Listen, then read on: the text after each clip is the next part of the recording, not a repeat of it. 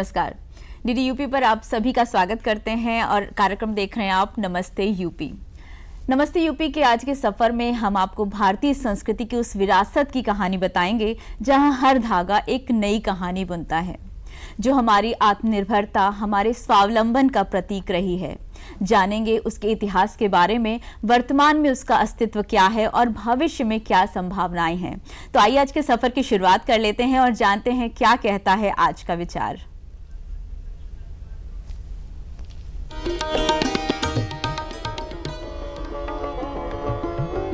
हस्तशिल्प हमारी संस्कृति और परंपरा को जीवंत रखता है और हमें अपनी जड़ों से जुड़ने का अवसर प्रदान करता है।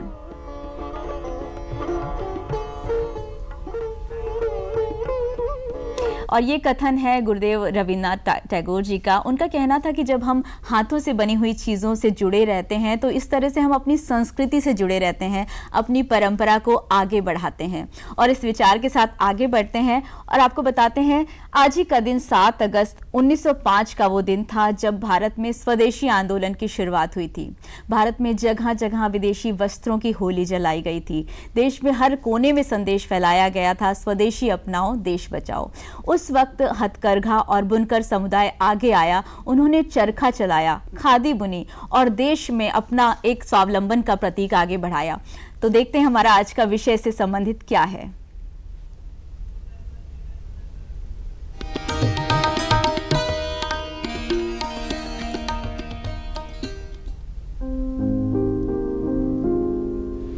हर वर्ष 7 अगस्त को हम राष्ट्रीय हैंडलूम दिवस मनाते हैं, जो न केवल हमारे देश की समृद्ध बुनकर परंपरा को सम्मान देता है, बल्कि आत्मनिर्भर भारत की दिशा में एक मजबूत कदम भी है। क्या आप जानते हैं, हैंडलूम न केवल एक कपड़ा है, बल्कि उसमें बुना होता है एक बुनकर का सपना, एक परिवार की मेहनत और हमारे देश की सांस्कृतिक विरासत। आज हम उन लाखों बुनकरों को सम्मान देते हैं जो बिना किसी मशीन के केवल अपने हुनर और मेहनत से अद्भुत कपड़े तैयार करते हैं। चाहे वो बनारसी साड़ी हो, कांथा का काम हो या फिर खादी का कपड़ा। 7 अगस्त 1905 यही वो दिन था जब स्वदेशी आंदोलन की शुरुआत हुई थी और इसी दिन को याद रखते हुए 2015 में भारत सरकार ने 7 अगस्त को राष्ट्रीय हैंडलूम दिवस के रूप में घोषित किया। स्वदेशी आंदोलन ने हमें यह सिखाया कि आत्मनिर्भरता की असली ताकत हमारे अपने हाथों में है और हैंडलूम इसका सशक्त प्रतीक है। जहां हर धागा बोले कहानी, भारत की कला, भारत की बानी। हैंडलूम है हमारी शान, इस पर हो हर भारतीय को अभिमान। आइए इस नेशनल हैंडलूम डे पर हम यह संकल्प लें कि हम हैंडलूम उत्पादों को अपनाएंगे, बुनकरों को सम्मान देंगे और अपने देश की कला और कारीगरी को आगे बढ़ाएंगे। वोकल फॉर लोकल सिर्फ एक नारा नहीं, यह हमारी जिम्मेदारी है।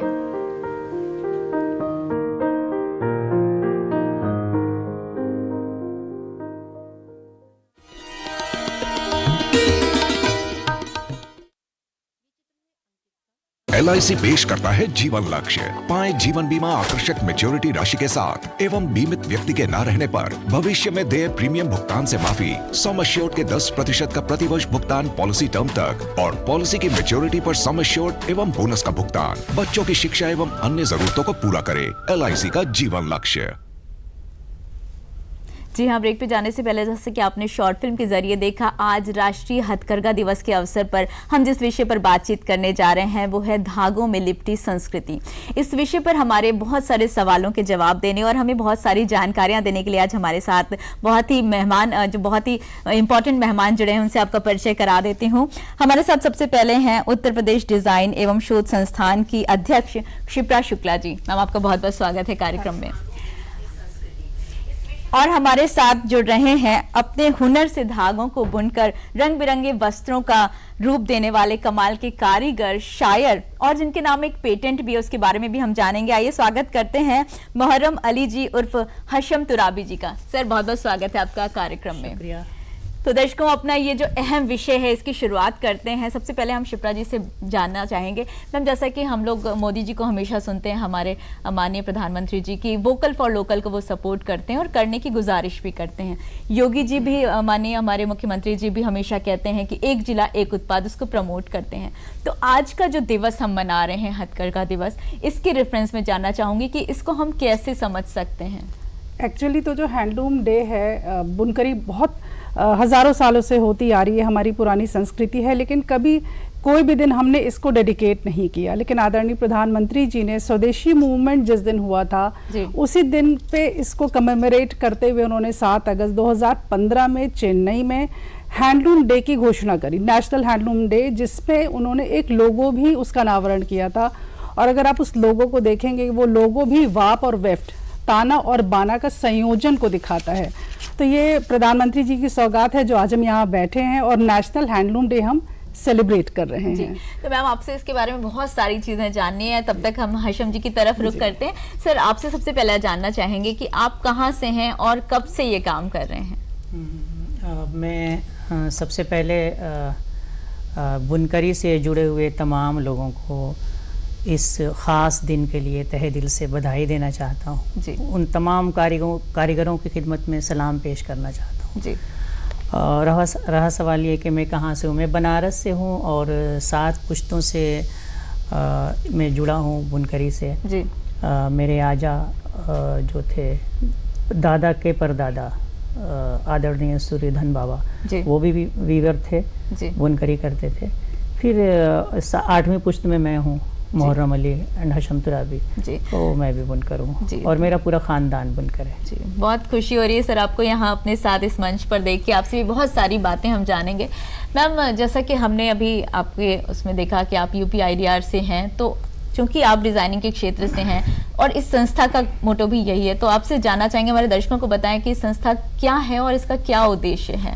ये संस्था 2017 से पहले भी थी और बेसिकली ये संस्था बनाई गई थी क्राफ्ट को एलिवेट करने के लिए, क्राफ्ट के लिए काम करने के लिए। लेकिन 2017 से पहले इस पे कुछ खास काम नहीं हुआ, परंतु योगी जी के आने के बाद 2017 में सरकार का ये कहना था कि हम किसी ऐसे व्यक्ति को अध्यक्ष बनाएंगे जिसको थोड़ा जानकारी हो, टेक्नोक्रेट भी हो और इस संस्थान को आगे बढ़ाए। तो इस संस्थान में हम लोगों ने बहुत ही बड़ी संख्या में कारीगरों, बुनकरों को जोड़ा। आज तक हम लोग करीब 2.5 लाख लोगों को डायरेक्टली इनडायरेक्टली जोड़ चुके हैं। 75,000 से लोगों को हम लोगों ने टूल किट भी दिया है और उनको प्रशिक्षण भी दिया है विभिन्न क्षेत्रों में।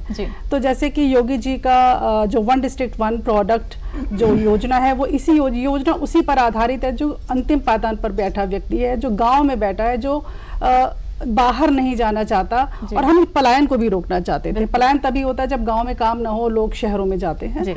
तो पलायन को भी रोकने के लिए गांव में हम लोगों ने काम किया। इसके साथ साथ क्योंकि क्राफ्ट में कोई आधारभूत डिग्री नहीं थी, लेकिन आर्टिजन अगर मान लीजिए कोई चीज़ सीखता है तो उसके पास डिग्री हो, कहीं नौकरी करना चाहता है या कहीं डिज़ाइनिंग का काम करना चाहता है, कहीं पढ़ाना भी चाहता है, तो हम लोगों ने पहले 3 साल का डिप्लोमा शुरू किया, AICTE अप्रूव्ड। उसके बाद बैचलर्स इन डिज़ाइन हम शुरू कर चुके हैं। पहले हमारे पास 4 एकड़ ज़मीन थी, अब हम यूनिवर्सिटी बनने की ओर अग्रसर हैं और मेरे ख्याल से बहुत ही जल्दी ये डिज़ाइन यूनिवर्सिटी होगी, जो कि यूपी की पहली डिज़ाइन यूनिवर्सिटी होगी। तो काफ़ी काम इस पर हुआ है। और हमने अब एक चीज़ और भी करी है कि जो आर्टिजन्स और वीवर्स के बच्चे हैं, उनके लिए हमने इसमें रिजर्वेशन किया है और वो लोग यहाँ चाहें तो वो लोग फ्री में पढ़ भी सकते हैं। ये हम लोगों ने शुरुआत जो विरासत है उसको आगे भी बढ़ा सकते हैं और टेक्निकली भी वो, हाँ, हम लोग इसीलिए कहते हैं क्राफ्ट मीट्स योर फ्यूचर है। तो जो जनरेशन गैप है वो हमेशा रहेगा, पर हमें इसी जनरेशन गैप को बैलेंस करना है कि जो हमारी नई जनरेशन है, हमारे लिए चैलेंज है कि वो इस परंपरागत काम को, ट्रेडिशनल काम को, पेरेंटल काम को एक्सेप्ट भी करे और उसको आगे भी बढ़ाए। यही हमारी कोशिश है। जी बिल्कुल। तो मैम के इस आंसर के बाद हाशिम जी आपकी तरफ फिर से आना चाहूँगी और आपसे, जैसा कि भी आपने बताया कि आप 7 पुश्तों से बुनकरी का काम कर रहे हैं, तो जाहिर सी बात है कि आपने अपने पिता से और परंपरागत वो सीखी होगी बुनकरी। तो क्या आपके घर में महिलाएं भी सहयोग देती हैं इसमें? कैसा माहौल रहता है? सब लोग मिलकर ये काम करते हैं? शुक्रिया। सबसे पहले जैसा कि मैम ने बोला, स्वदेशी आंदोलन में बुनकरों का जो योगदान रहा है, उसकी तरफ परसों बाद हमारे आदरणीय प्रधानमंत्री मोदी जी ने ध्यान आकृष्ट किया लोगों का, और आज हम एक ख़ास दिन हैंडलूम डे मना रहे हैं। जी। और एक नया जज्बा, नई ऊर्जा लेकर ये दिन आता है, हम लोगों को आगे बढ़ने के लिए प्रेरित करता है। जैसा कि आपने सवाल किया कि हमारे यहाँ महिलाएं भी जुड़ी हुई हैं। ये बनारसी बुनकरी या बुनकरी ये एक टीम वर्क है जी। ये एक आदमी का काम नहीं है। और हमारे यहाँ 5 साल का बच्चा भी है, वो भी इन्वॉल्व रहता है जी। जैसा कि मैं 5 साल की जब उम्र हुई तो मुझे कारखाने में दिया गया, लगाया गया, जो घर में ही कर गया था। और इसी वजह से मैं स्कूल और नहीं कॉलेज नहीं जा पाया, मदरसा नहीं जा पाया, बट घर में ही थोड़ी तालीम मिली। तो मेरी जो बुनाई है वो भी पारंपरिक है और जो मेरी शिक्षा दीक्षा है वो भी पारंपरिक घर में ही है। और महिलाएं, बच्चे सब जुड़े हुए होते हैं जी। और सबके हिस्से में कुछ ना कुछ काम होते हैं। जैसे महिलाएं वो फिराई भराई करती हैं, साड़ी की कटिंग कर रही हैं और वो खाना भी बनाती हैं। सबसे ज्यादा काम तो बुनकर लोगों के यहाँ महिलाएं ही करती हैं जी। और जो बच्चा होता है वो कोई सामान लाना हुआ तो वो दौड़ के जाएगा, ऊपर से वो ढोटा, नरा, जो वो भरा हुआ धागा है वो ले आकर के पिताजी को, भाई को, कारीगर को देता है जी। और ये जो यही बच्चा फिर धीरे धीरे उसमें बूटी बनाना शुरू करता है जी। फिर धीरे धीरे वो एक सशक्त कारीगर होता है। बिल्कुल, छोटे से काम से शुरू करके, और कितना समृद्ध एक माहौल रहता होगा, सभी तीनों पीढ़ियां काम में लगी रहती हैं और अपने हाथ का हुनर भी लेकर के चलती हैं। बिल्कुल मैम, आपसे जानना चाहूंगी, अभी आपने जिक्र किया था एक जिला एक उत्पाद कार्यक्रम के बारे में, तो जो आपका इंस्टीट्यूट है UPIDR, इसके अंतर्गत भी एक कार्यक्रम चल रहा है, एक जिला एक उत्पाद का प्रशिक्षण कार्यक्रम, जिसमें हर जिले की कोई एक हस्तशिल्प है उसको प्रमोट करने के, तो ये कैसे कर रहे हैं, क्या कर रहे हैं, इसके बारे में हमारे दर्शकों को कुछ बताएं। उत्तर प्रदेश में 75 जिले हैं और हर 75 जिले में कोई ना कोई क्राफ्ट होता है या कोई ना कोई ऐसा काम होता है जो उसके नाम से उस शहर को जाना जाता है। लखनऊ को चिकनकारी से जानते हैं, जब आप कहेंगे, जहाँ कहेंगे आप मेटल, ब्रास, तो आप बोलेंगे मुरादाबाद, लकड़ी सहारनपुर, लेदर कानपुर, अलीगढ़ में ताले बनते हैं और भी ब्रास का काम होता है, खुर्जा में सेरेमिक्स का काम होता है, फिरोजाबाद में कांच का काम होता है। तो यूपी में बहुत सारे ऐसे क्राफ्ट बिखरे पड़े थे, लेकिन योगी जी ने क्या किया, उसको एक छतरी के नीचे लेकर आए, एक अम्ब्रेला के नीचे लेकर आए, एक जनपद एक उत्पाद के तौर पर जी। उसमें प्रशिक्षण की सुविधा भी है, उसमें 10 दिन का स्टाइपेंड भी है, उसमें 20,000 के लगभग टूल किट भी है। लेकिन अगर कोई बड़ा क्लस्टर है, वो कुछ अच्छा काम करना चाहता है, तो उसमें कॉमन फैसिलिटी सेंटर भी है कि कोई बड़ी मशीनरी हम एक कम्युनिटी को दे देते हैं, वो एक SPV बनाते हैं। जैसे आजमगढ़ में ब्लैक पॉटरी है, तो एक सोहित प्रजापति नेशनल अवार्डी है, उसने अपने यहाँ लगाया, सरकार ने उसको मदद करी। तो जितने भी आसपास के कुम्हार हैं वो लोग वहाँ जाते हैं, अपने क्राफ्ट को बनाते हैं। आप बिलीव नहीं करोगे, वहाँ पे 50 कुम्हार थे, मुश्किल से हैंडफुल ऑफ देम। उनको हम लोगों ने ट्रेनिंग करके करीब 600-700 अब हो गए हैं और पूरा निजामाबाद, आजमगढ़ अब उस क्राफ्ट से जुड़ चुका है। तो ये कहानी सिर्फ आजमगढ़ या निजामाबाद की नहीं है, कमोबेश ये हर उस जिले की है जहां पर ये योजना लागू की गई। और हम लोगों ने जो किया वो था उनको नई डिजाइन देना। हम लोगों ने प्रशिक्षण के साथ साथ नई डिजाइन दी, क्योंकि उनके पास यही प्रॉब्लम थी कि जब तक कोई नई डिजाइन उनके पास नहीं होगी तो वो मार्केट में अपने सामान को कैसे बेचेंगे। तो उसमें यहाँ काम आए हमारे डिजाइनर्स जो निफ्ट NID के पास आउट थे, जो ट्रेंड थे। तो उन्होंने जो डिजाइन और उनके जो प्रोडक्ट था उसके बीच के गैप को फुलफिल किया, उनको नई डिजाइनें दी, उनको सीधे मार्केट से जोड़ा, जिससे कि वो ज्यादा पैसा कमा पाए। और ऐसा हुआ भी, जो लोग 10,000 आर्टिजन कमाता था, आज उनका 1 करोड़, 2 करोड़, 3 करोड़ का टर्नओवर है और ये बहुत बड़ी सक्सेस स्टोरी है। मतलब जो ट्रेडिशनल हमारा कलाकारी है उसको आप मॉडर्न एरा की जो कंटेम्प्रेरी हमारे पास टूल्स या टेक्निक है उससे जोड़ने का काम करें जी। तो दर्शकों, ये बातचीत जारी रहेगी, लेकिन हमारा तिरंगा हमारी शान, उस पर हमारी एक शॉर्ट फिल्म है, तो आइए देखते हैं ये शॉर्ट फिल्म तिरंगे का सफर।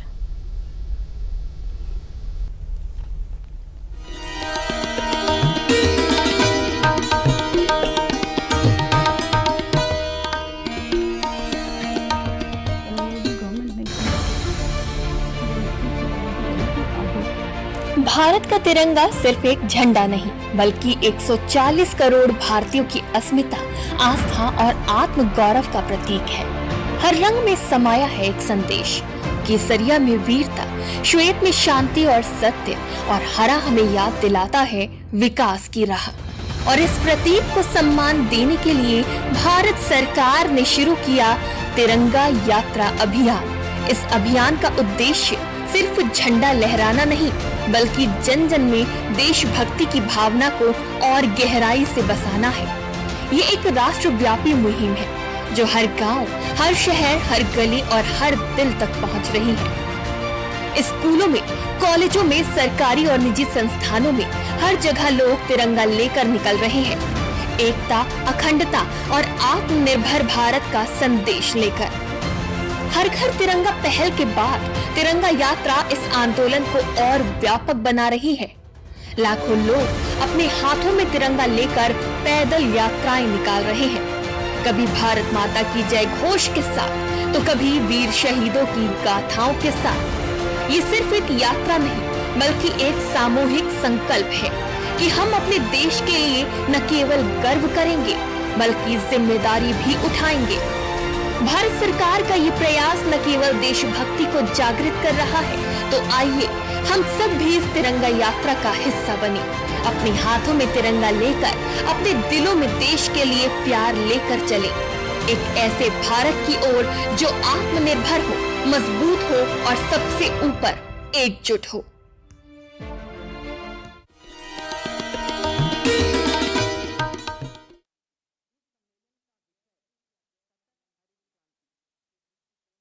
कब तक आप ऐसे फ्यूचर का टेंशन लेकर चलते रहेंगे? LIC के न्यू पेंशन प्लस के साथ अपनी पेंशन का प्लान बनाइए, क्योंकि ये प्लान आपके फ्यूचर के लिए मार्केट लिंक्ड वेल्थ क्रिएट करता है। और तो और इस प्लान में गारंटीड एडिशंस के साथ पेंशन पाने के कई ऑप्शंस भी हैं, so that you grow young and tension free. LIC, हर पल आपके साथ। एक बार फिर से आपका कार्यक्रम में स्वागत करते हैं। ब्रेक पर जाने से पहले हमने देखा हमारे राष्ट्र का गौरव, हर भारतीय की शान, तिरंगा और उसके सफर के बारे में जाना। अब एक बार फिर से हम रुक करते हैं अपने मेहमानों की तरफ, और हमारे साथ आज हशम तुराबी जी हैं। ये एक बहुत बेहतरीन शायर भी हैं। हशम जी, जैसा कि कबीर जी भी बनारस से थे और आप भी बनारस से हैं, और एक और चीज़ आप दोनों में कॉमन है, वो भी बुनकर थे और आप भी, तो क्यों ना आपसे एक नज्म सुनी जाए। आज हथकरघा दिवस है जी। इसको ध्यान में रखते हुए मैंने एक नज्म लिखी जी। हैंडलूम की पुकार, जी, हथकरघा की पुकार। बिल्कुल। कह रहा है हथकरघा आज भी जमाने से, ये ओल्ड फैशन हो गया। कह रहा है हथकरघा आज भी जमाने से, आबरू है कपड़ों की मेरे ताने बाने से। आबरू है कपड़ों की मेरे ताने बाने से, और भी जहाँ भर में हैसियत बढ़ी अपनी, और भी जहाँ भर में हैसियत बढ़ी अपनी, कम हुए जो दुनिया में हम मशीन आने से। आबरू है कपड़ों की मेरे ताने बाने से, सीखोगे मशीनों से हाथ का हुनर कैसे। सीखोगे मशीनों से हाथ का हुनर कैसे, खुद को भूल जाओगे मुझको भूल जाने से। खुद को भूल जाओगे मुझको भूल जाने से, कद्र होगी दुनिया में ओ कबीर के वंशज। कद्र होगी दुनिया में ओ कबीर के वंशज, दिल लगा लो तुम अपना अपने कारखाने से। दिल लगा लो तुम अपना अपने कारखाने से, मेहनत और हुनरमंदी और हो मन में सच्चाई, कौन रोक सकता है फिर तुम्हें कमाने से। कौन रोक सकता है फिर तुम्हें कमाने से, राह में तरक्की की तेज दौड़ना सीखो। राह में तरक्की की तेज दौड़ना सीखो, लेके बाना ताने में ढरकी आने जाने से। राह में तरक्की की और दौड़ना सीखो, लेके बाना ताने में ढरकी आने जाने से, ये कबीर के पेशे ने उरूज बख्शा है। ये कबीर के पेशे ने उरूज बख्शा है, अहले ज़र भी वाबस्ता हैं गरीब खाने से। अहले ज़र भी वाबस्ता हैं गरीब खाने से, मुश्किलों से लड़ने का हौसला रखो यारो। मुश्किलों से लड़ने का हौसला रखो यारो, फ़ायदा नहीं कोई अश्क गम बहाने से। फ़ायदा नहीं कोई अश्क गम बहाने से, बुनकरों की हालत पर बात करनी ही होगी। बुनकरों की हालत पर बात करनी ही होगी, जान लबों तक आ पहुंची है मरज छुपाने से। जान लबों तक आ पहुंची है मरज छुपाने से, रोशनी की मत सोचो। हथकरघा कह रहा है रोशनी की मत सोचो, तीरगी ही रहने दो। तीरगी मीन्स अंधेरा। रोशनी की मत सोचो, तीरगी ही रहने दो, घर को आग लग जाए गर दिया जलाने से, रोशनी की मत सोचो तीरगी ही रहने दो, घर को आग लग जाए गर दिया जलाने से, हम बनारसी बुनकर नाज है हमें इस पर, हम बनारसी बुनकर नाज है हमें इस पर, हैं कबीर साहब के मोहतरम घराने से, बिल्कुल हैं कबीर साहब के मोहतरम घराने से, हो सके हशम जितना हाथ को हुनर बांटो। मैम की ओर से मैं बोल रहा हूँ, हो सके हशम जितना, हो सके हशम जितना हाथ को हुनर बांटो, बढ़ता है हुनर अपना औरों को सिखाने से। जी बिल्कुल, बहुत शुक्रिया। सुंदर, बहुत सुंदर। और हशम जी, जैसा कि आपने भी जिक्र किया, हुनर है जो हमारे हाथ का, मशीनें कितनी भी आगे आ जाएं लेकिन जो हाथ का हुनर है उसकी बात ही अलग है। तो आपसे एक छोटा सा प्रश्न भी जानना चाहूंगी, जब आप लोग बुनाई करते हैं तो एक डिजाइन की कल्पना करना, उसके बारे में सोचना और फिर उसको धागों के माध्यम से कपड़े पर उतार लेना कितना मुश्किल होता है ये? वो मुश्किल तो होती ज़रूर है। पहले तो हम जैसे हम बाग में गए, हमने कोई फ्लावर देखा, कोई टहनी देखी, वो जहन में ये इसमें इतनी लपक है, क्यों ना हम उसको वो अपने अपने डिज़ाइन में लाएं। अच्छा, वो फिर यहाँ आया, फिर मैंने उसको कागज़ पे खाका बनाया जी, फिर मैंने ग्राफ किया, फिर पंच कार्ड, फिर वो हमारे कपड़े तक आया, जकार्ड से होते हुए वो डिज़ाइन मेरे कपड़े तक आया। जो खुद डिज़ाइनर और वीवर है ना, हमारे यहाँ परंपरा में, मैं बात कट जाएगी बोलता चलो, हमारे यहाँ पारंपरिक जो डिज़ाइनर होते हैं वो सिर्फ डिज़ाइनर होते हैं, बहुत सारे लोग, वो बुनकर नहीं होते, और जो बुनकर होते हैं वो डिज़ाइनर नहीं होते, पर बहुत कम ऐसे लोग होते हैं जो डिज़ाइनर भी हैं और बुनकर भी हैं। वो रोमांच शब्दों में हम बयान नहीं कर सकते, जब वो साकार रूप लेती है डिज़ाइन को साकार करना, वो बता नहीं सकते। और हम लोग हर वक्त सोचते हैं, हम जैसे लोग तो ज़रूर हर वक्त सोचते हैं कि जो हमारी पुरातन डिज़ाइन है, जो हमारे दादाजी के ज़माने की, उसमें नया कुछ क्या कर सकते हैं, मॉडर्न क्या कर सकते हैं, राइट। फिर यहाँ पे एक बात और मेंशन करूँ, हैंडलूम की विश्वसनीयता आज भी इतनी है, तमाम पावरलूम छा जाने के बाद हर कस्टमर हमसे यही कहता मिलता है, ये हैंडलूम का है क्या? जी, वो जरूर अलग ही चाम है, वो जरूर उसके हाथ में पावरलूम का कपड़ा है, लेकिन वो कहता है ये हैंडलूम है क्या? उसकी शिद्दत जो है हैंडलूम पे आज भी बरकरार है। ये हैंडलूम का कमाल है, इसकी विश्वसनीयता है। जी बिल्कुल हशम जी, आगे बढ़ना चाहूंगी। मैम, अभी जैसे सर ने जिक्र किया कि हैंडलूम की विश्वसनीयता, और जब हमारा 2015 में हैंडलूम डे जारी किया गया था तो एक इसका लोगो भी जारी किया गया था, तो वो लोगो क्या कहता है, क्या संदेश है, क्या महत्व है, उसके बारे में जानना चाहेंगे आप? बहुत ही इंटरेस्टिंग है। कोई भी लोगो किसी भी प्रोडक्ट को डिपिक्ट करता है, चाहे वो कोई भी ब्रांड हो जी। तो निश्चित तौर पर मोदी जी ने हैंडलूम को एक ब्रांड बनाया, पहनते हम लोग बहुत दिनों से थे सब लोग, लेकिन उसकी आइडेंटिटी जो थी, जो मशीनों के आने के बाद, जैसे इन्होंने कहा पावरलूम के आने के बाद धीरे धीरे इसकी डिमांड थोड़ी कम हुई, लोगों को सस्ता सामान भी चाहिए था, लुक में थोड़ा ठीक था। लेकिन पीएम साहब ने, जो आप हैंडलूम का लोगो भी देखेंगे, उसके अंदर हैंडलूम मार्क भी है जी। तो अब उन्होंने ये मैंडेटरी कर दिया है, विभाग ने भी मैंडेटरी कर दिया है कि जो भी कोई हैंडलूम बेचेगा वो हैंडलूम मार्क बेचेगा, जिससे कि जैसे हॉल मार्क जी जी, इसी तरीके से हैंडलूम मार्क। तो जिससे लोगों को कंफ्यूजन होती थी, या पावरलूम को जो लोग हैंडलूम कह के बेच देते थे, तो अब वो ऐसा नहीं कर सकते, अब उनको हैंडलूम मार्क के साथ ही अपनी साड़ी को बेचना हमारे दर्शकों के लिए एक जागरूकता की चीज बताई आपने कि अगर वो हैंडलूम पसंद करते हैं तो हैंडलूम मार्क को देख करके उसकी विश्वसनीयता को समझ सकते हैं। और बनारस में तो अब इतने जीआई प्रोडक्ट हैं, करीब 11 जीआई प्रोडक्ट हैं ज्योग्राफिकली इंडिकेटेड, जिसमें से बनारसी एक है। मतलब अगर बनारसी साड़ी बनारस में बन रही है तो ही वो बनारसी कहलाएगी, तो अगर वो सूरत में जाके वो बनारसी नहीं कहलाएगी। लेकिन कई बार लोग बाहर जाके बना रहे थे और बोल रहे थे ये बनारसी है, तो अब बनारस की साड़ी ही बनारसी है, वही जीआई प्रोडक्ट है। जी बिल्कुल, बहुत अच्छी बात बताई आपने। जी जी जी सर, आपसे अगला सवाल जानना चाहूंगी। जैसे कि मैम ने भी बताया और हम लोग लगातार बात करें कि ये मॉडर्न एरा है, तकनीकें भी ज़रूरी हैं, और जो आज की टेक्नोलॉजी कहीं ना कहीं, तो क्या आप अपने उत्पादों को बेचने में टेक्नोलॉजी का सहारा लेते हैं, सोशल मीडिया का कहीं उपयोग करते हैं, कैसे बेचते हैं उत्पादों को?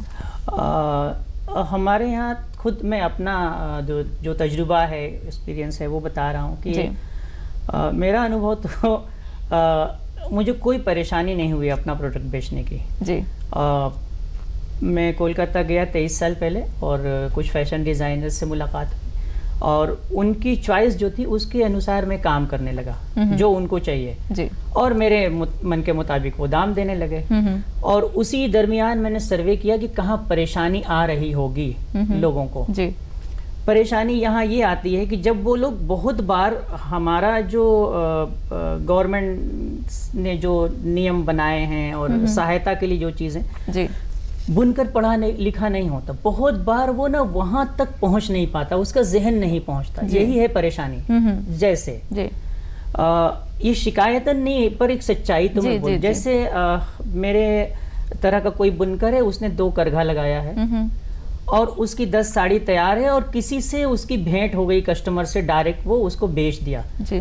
अब वो पार्सल करने जाएगा तो पार्सल वाला बोलता है कि आपके पास वो जो क्या होता है ना आजकल, जीएसटी है क्या, और उसके पास नहीं है, उसका पार्सल पहुंचेगा नहीं जी। तो मैंने ये क्वेश्चन ऊपर लोगों से किया, तो मैं उनका नाम नहीं बताऊंगा, ऊपर किया तो उन लोगों ने बोला कि ये मेरा सब्जेक्ट नहीं है। तो मुझे ये थोड़ी तकलीफ हुई कि अगर ये आपका सब्जेक्ट नहीं है तो वो जो वीवर है वो तो और भी नहीं जानता। जी।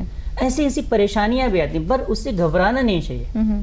उसमें अगर लगा रहेगा मन से आदमी, कई बार क्या होता है उकता करके हम भाग जाते हैं, वैसे ऐसा करने से तो मसले का हल नहीं होगा ना। जी, तो ये आपने बहुत ज़रूरी चीज़ बताया हाशिम जी कि जो जानकारियां हैं उनके प्रति जागरूक होना बहुत ज़रूरी आगे बढ़ने के लिए, हुनर के साथ साथ। जी, तो ये बातचीत का सिलसिला जारी रहेगा, लेकिन अभी फिलहाल वक्त हो गया है जानने का कि देश दुनिया में क्या हो रहा है। तो आइए देखते हैं हेडलाइंस।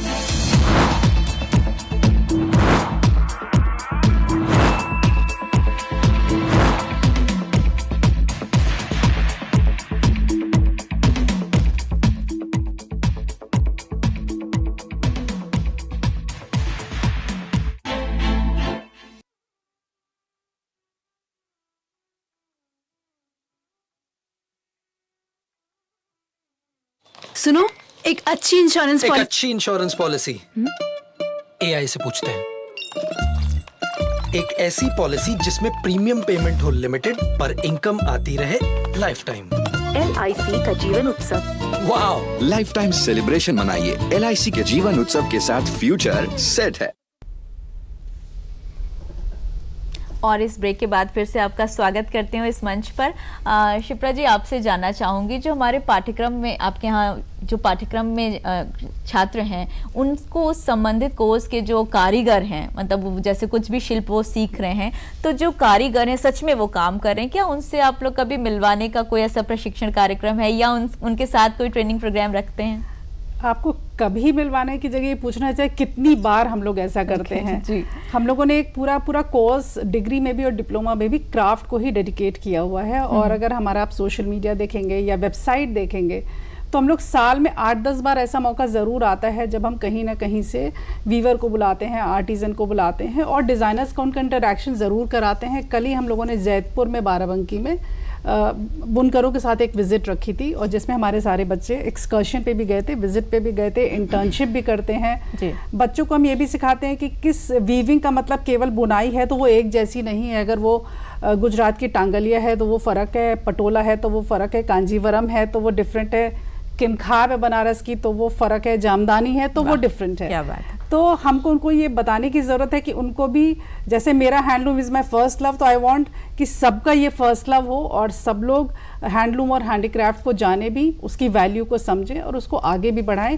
यही हमारी कोशिश है। And no doubt it is a part of our curriculum और आर्टिजन वीवर्स हमारे यहाँ पढ़ाने भी आते हैं। तो ये जो प्रयास है, हमको ज़रूर विश्वास है कि ये आगे लाएगा हैंडलूम को हर लेवल पर। हाशिम जी, आपसे एक सवाल पूछना चाहूँगी व्यक्तिगत सा है, जो आपने कुर्ता पहना हुआ है, क्या ये हैंड वीवन है, ये हाथ से बुना हुआ है? हाँ, ये खादी का है जी। मेरी वाइफ है केंद्रीय विद्यालय में है, तो चित्रकूट में गया था, वहाँ प्रदर्शनी लगी थी तो उन्होंने ये खरीदा। अरे वाह, बड़ी खुशी की बात है। अच्छा, एक और सवाल सर आपसे कि जो जैसे अभी आप मैम भी बता रही हैं कि जो नई पीढ़ी है बुनकरों के समुदाय से, उनको आगे लाने के लिए उनको पूरी तरह से टेक्निकल प्रशिक्षण भी दिया जा रहा है और जो हुनर है वो तो है ही। तो आपका क्या मानना है कि जो नई पीढ़ी है वो दूर हो रही है या वो अपना रही है अपने इस पेशे को? बहुत महत्वपूर्ण प्रश्न है आपका। ये बुनकरी, ये हमारी जो युवा पीढ़ी है वो दूर हो रही है जी। दूर ज़्यादा लोग हो रहे हैं, नज़दीक उसमें से बहुत कम लोग आ रहे हैं, क्योंकि अभी एक युवाओं में एक चीज़ चल पड़ी है, शॉर्टकट। तो ये हमारा जो हैंडलूम, जो हमारी कारीगरी है, ये शॉर्टकट वाला मसला नहीं है। बिल्कुल, इसमें रमना पड़ेगा, इसमें टाइम देना पड़ेगा, फल ज़रूर मिलेगा। आपके सामने मैं ही बैठा हूँ, मेरे जैसे बहुत सारे लोग हैं जी, कि जो सिर्फ कारखाने से उठ करके और पूरी दुनिया में अपना नाम कर रहे हैं। तो हौसला रख के थोड़ा सा साहस के साथ काम करना पड़ेगा, जुड़े रहना पड़ेगा, भाग जाने से कुछ नहीं होगा। जी बिल्कुल, क्योंकि हाथ में हुनर तभी आता है जब आप लगातार प्रयास करते हैं। मैम, आप कुछ जो आज का सिनेरियो है हैंडलूम का, जिससे भी सर ने भी कुछ परेशानियों का जिक्र किया था, आपसे जानना चाहेंगे कि आज वर्तमान में भारत का हैंडलूम, उसके सामने क्या चुनौतियां हैं? मेरे ख्याल से प्रोफेशन कोई भी हो, चुनौतियां तो हमेशा रहेंगी और हर किसी को उन चुनौतियों का सामना भी करना पड़ेगा। लेकिन जिस मुस्तैदी से, जिस कंसंट्रेशन, जिस कमिटमेंट, डेडिकेशन और लॉयल्टी के साथ ये सरकार, चाहे मोदी जी हो या योगी जी हो, वो इन चुनौतियों से निपटने के लिए वो खुद भी तैयार हैं, लोगों को तैयार भी कर रहे हैं, लोगों को सुविधाएं भी दे रहे हैं। यहाँ पे तो यूपी में भी बुनकरों को फ्री इलेक्ट्रिसिटी भी इसीलिए दी गई है। तो ऐसी बहुत सारी सुविधाएं हैं जो सरकार देती है, फ्री एग्जीबिशन देती है। यहाँ मैं इनसे थोड़ा सा इत्तेफाक रखूंगी और थोड़ा सा कॉन्ट्रडिक्शन कि मेरे संपर्क में जो आए, और ऐसा नहीं कि हम लोग बंद कमरे में मिलते हैं, हम ओपन हैंडेड मिलते हैं, रैंडम मिलते हैं लोगों से। और कई सारी ऐसी पीढ़ियों को मैं जानती हूँ जिन्होंने अपनी बेटी दिलशाद हुसैन जी मुरादाबाद के बहुत सुंदर पीतल के कारीगर हैं, वो शिल्प गुरु भी थे और उनको पद्मश्री मिला 2-3 साल पहले। उन्होंने अपनी बेटी को सिखाया, अपनी बहू को सिखाया, उनकी बेटी भी स्टेट अवार्डी है, उनकी बहू भी स्टेट अवार्डी है वो। और पीएम साहब ने उनका बनाया हुआ एक लोटा G20 में दिया था। It was a beautifully intricated handmade लोटा, ब्यूटीफुल। अब एक बारी मैं उनके घर गई तो उनके घर लोटों का अंबार लगा हुआ था। पहले वो रॉ लोटा बनाते हैं, फिर उसमें इंग्रेविंग करते हैं। तो बोले, मैडम जी, जब से पीएम साहब ने दिया, हर कोई कहता है वो जो लोटा पीएम साहब ने जर्मन चांसलर को दिया था, मुझे तो वही लोटा चाहिए। तो अब अब आप स्मार्टेस्ट उनकी देखिए, ही 75, अब उन्होंने उसके छोटे छोटे भी बनाने शुरू किए कि वो लोगों तक एक्सेसिबल हो जाए। चुनौतियां हैं, उनका सामना करने के लिए सरकार भी तैयार है, मदद भी कर रही है। ऐसे ही एक गौरव मौर्य है, वो चौथी पीढ़ी के कारीगर हैं बनारस के। उन्होंने भी स्मार्टली काम किया। उन्होंने अपने बच्चों को डिजाइनिंग सिखाई। निफ्ट में भी फ्री सीट्स हैं जिसमें आर्टिजन वीवर के बच्चे पढ़ते हैं। तो उन्होंने अपने बच्चों को डिजाइनिंग सिखाई, जिससे कि उनके प्रोडक्ट को नई डिजाइन, और इसी तरह आगे बढ़ती हुई पीढ़ियां उसमें जुड़ रही हैं। तो दर्शकों, ये रोचक बातचीत का सिलसिला जारी रहेगा, लेकिन अभी जान लेते हैं कि शहर में चारों तरफ क्या कुछ हो रहा है। तो आइए देखते हैं शहर की हलचल।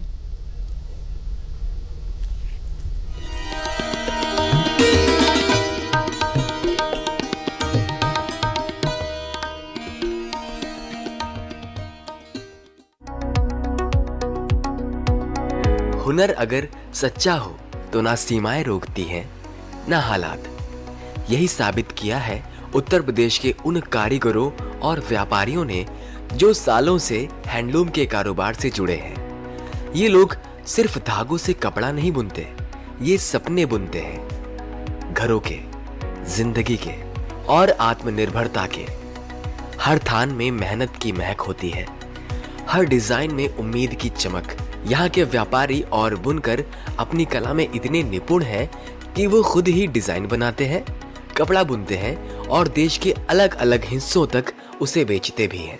लेकिन खास बात यह है कि अब उनका हुनर भारत की सरहदें लांघ चुका है। दुबई जैसे देशों में उनके प्रोडक्ट्स की डिमांड है और यही वजह है कि ये कारीगर सिर्फ कारीगर नहीं रहे, अब ये इंटरनेशनल एक्सपोर्टर बन चुके हैं। मेरा नाम मोहम्मद हारून है। 10 लोगों को जो है हम देते हैं, यहाँ पे रोजगार है ये, और दुबई से माल आता है, दुबई जाता है। लगभग हम बचपने से काम कर रहे हैं, 10 साल की उम्र से ये काम कर रहे हैं। ये हमारा कारखाना है, इसको वर्षा भी बोल सकते हैं, कारखाना भी बोल सकते हैं। और ये मेरे सब वर्कर हैं, 10-15 लोग हैं यहाँ पे काम करने वाले। और दुबई से मेरा कांटेक्ट है, ये माल आता है, सप्लाई होके जाता है कोरियर होके, और इसी से सब लोग जुड़े हैं।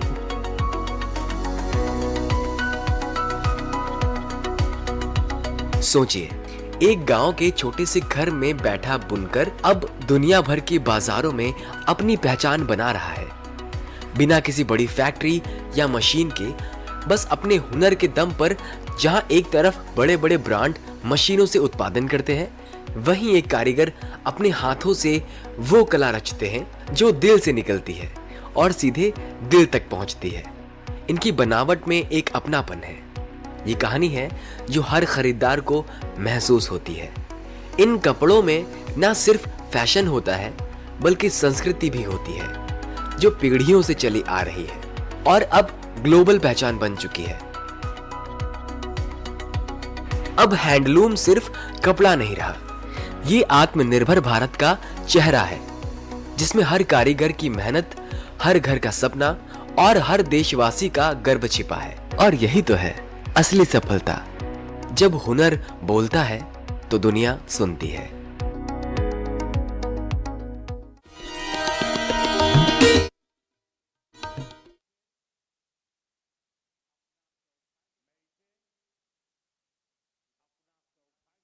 LIC पेश करता है जीवन लक्ष्य। पाएं जीवन बीमा आकर्षक मैच्योरिटी राशि के साथ एवं बीमित व्यक्ति के न रहने पर भविष्य में देय प्रीमियम भुगतान से माफी, सम एश्योर्ड के 10% का प्रतिवर्ष भुगतान पॉलिसी टर्म तक और पॉलिसी की मैच्योरिटी पर सम एश्योर्ड एवं बोनस का भुगतान। बच्चों की शिक्षा एवं अन्य जरूरतों को पूरा करे। LIC का जीवन लक्ष्य।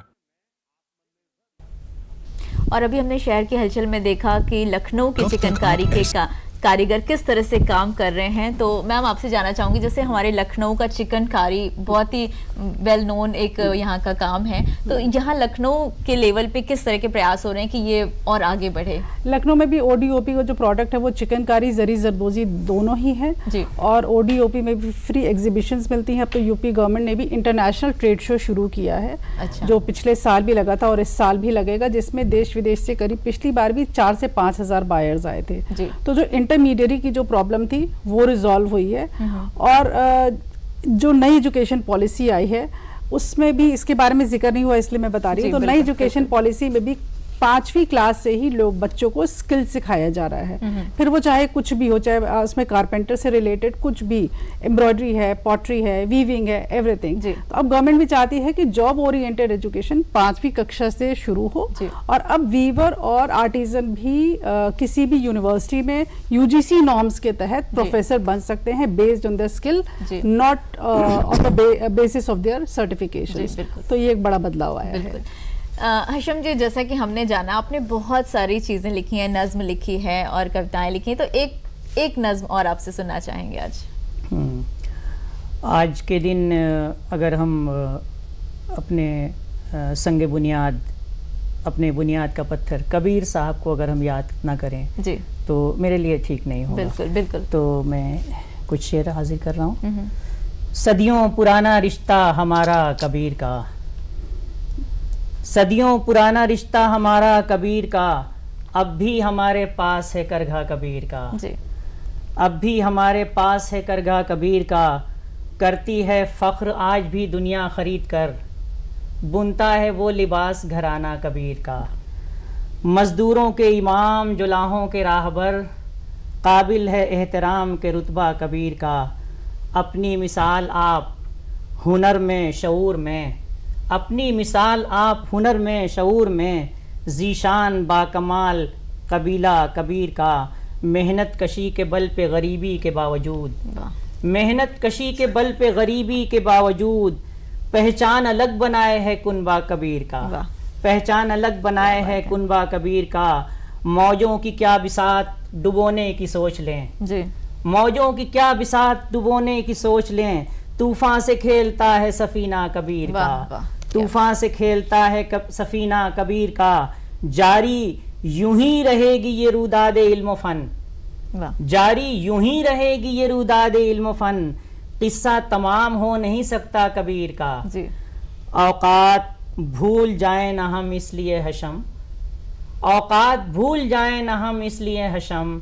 सुनना बहुत जरूरी है तो दोहा कबीर का, अब भी हमारे पास है करगा कबीर का। क्या बात है, बहुत सुंदर। और जो संघर्ष है बुनकरों के सामने और अपनी जो ट्रेडिशन है उसको सामने रखने का एक जज्बा भी है, ये काबिल तारीफ है। मैम आपसे अगला सवाल मेरा होगा कि ये जो अपना हैंडलूम है इसको ग्लोबल लेवल पर ले जाने के लिए और ज़्यादा से ज़्यादा प्रमोट करने के लिए क्या प्रयास किए जा रहे हैं? सरकार इंटरनेशनल शोज़ पे बहुत ज़्यादा ध्यान दे रही है और सरकार ने अब बहुत सारे आर्टिस्ट ये वीवर्स को भी जेम पोर्टल से भी जोड़ा है।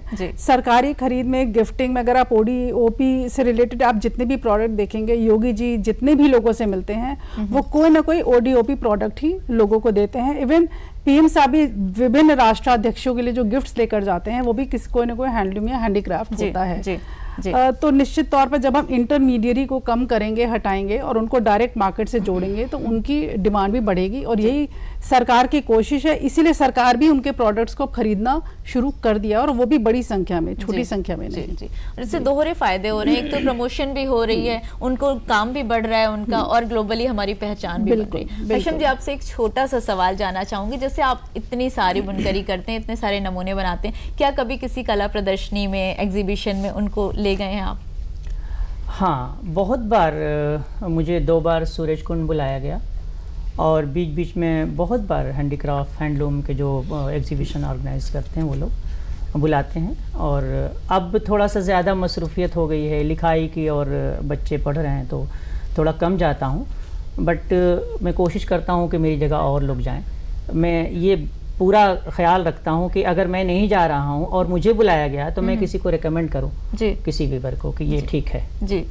तो इससे रिलेटेड सर एक चीज़ आपकी रह जा रही है, उसके बारे में भी पूछ लेती हूँ। पेटेंट आपका एक है, उसके बारे में कुछ हमारे दर्शकों को बता दीजिए। अब चूंकि बचपन से मैं उस कारखाने में रहा, करघा से जुड़ा, तो जो हमारा जकार्ड हथकरघा पे जो जकार्ड लगता है जिसको हम लोग मशीन बोलते हैं, जो डिज़ाइन निकालती है जी, तो वो 2.5 फीट उसकी हाइट होती है जी। वो मैंने उसका एक्सेस निकाल के और वो 9th में इंच में किया और वो सेम डिज़ाइन बना रहा है जी।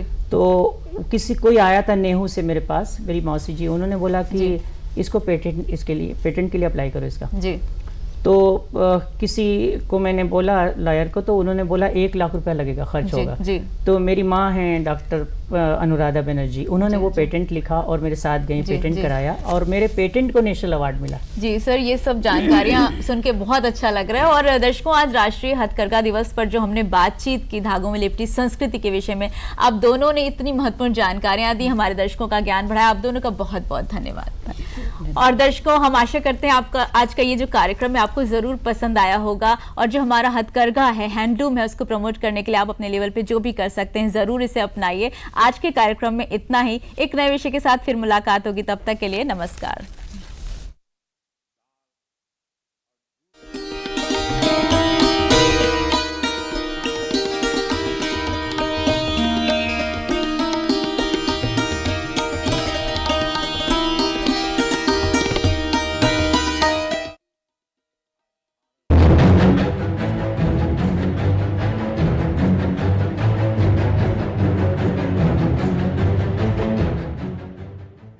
ये चित्र है अन्नू देवी का। इनकी उम्र